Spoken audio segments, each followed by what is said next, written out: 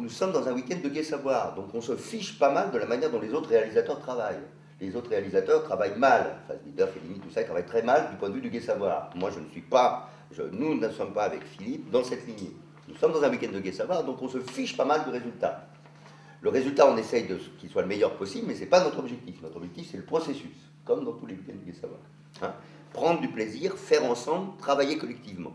L'objectif principal, c'est faire une action collective. C'est même pas Nietzsche, d'ailleurs, l'objectif principal. Hein, ça fait des années que je me pose la question, qu'est-ce qu'on peut bien faire comme projet collectif tous ensemble? J'avais pensé à un voyage en âne, à un moment donné, etc. Et Nietzsche, j'ai trouvé que c'était une bonne idée. Mais le projet principal n'est pas Nietzsche. Le projet principal, c'est travailler tous ensemble. Ce qui veut dire que par rapport à ça, il est bien évident que certains vont entrer dans le personnage complètement, d'autres moins. Et si nous souhaitons, et on le décidera ensemble à un moment donné, présenter ce travail à un public très large, quand je dis très large, ce n'est pas plus de plusieurs milliers de personnes, je ne suis pas plus que ça pour l'instant, ça m'étonnerait qu'on ait 3 millions d'entrées. Si on a quelques milliers de spectateurs, ce sera déjà très bien. Mais ça veut dire qu'on décidera ce qu'on met. Et il est fort possible que sur les 16 scènes qu'on a tournées, on n'en présente que 5 ou 6.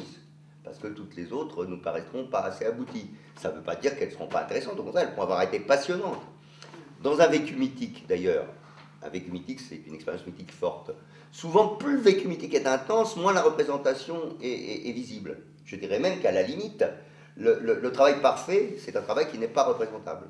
C'est le silence, c'est la face de Dieu qu'on ne voit pas. Donc, pas de souci là-dessus.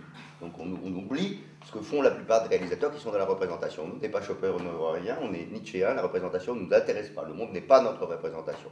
Le monde est notre vécu n'est pas représentable.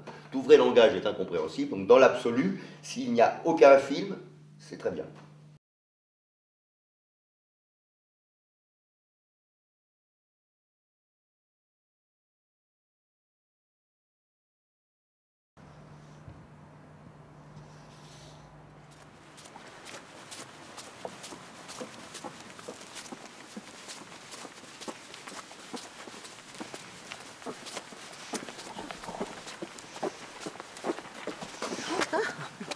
Qu'est-ce que vous faites là? La bigote. Ah, bonjour, mademoiselle Nietzsche. Je vais voir, devinez qu'est-ce que je fais là? Je viens voir mon frère. Votre frère, pardon, votre frère. Je suis en pleine fusion avec lui.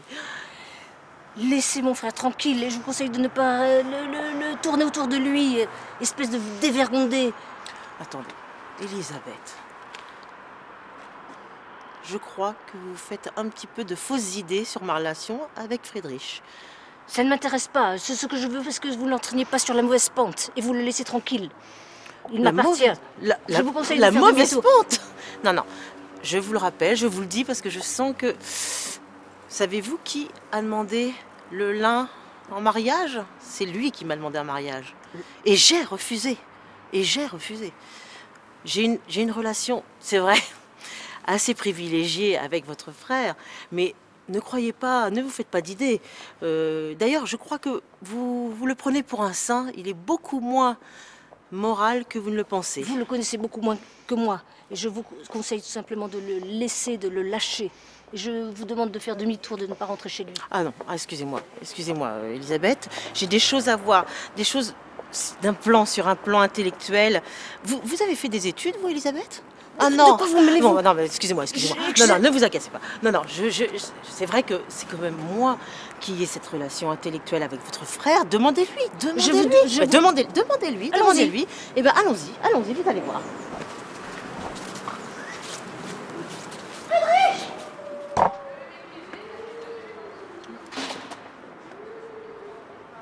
La bigote. Lou, qu'est-ce que vous faites là?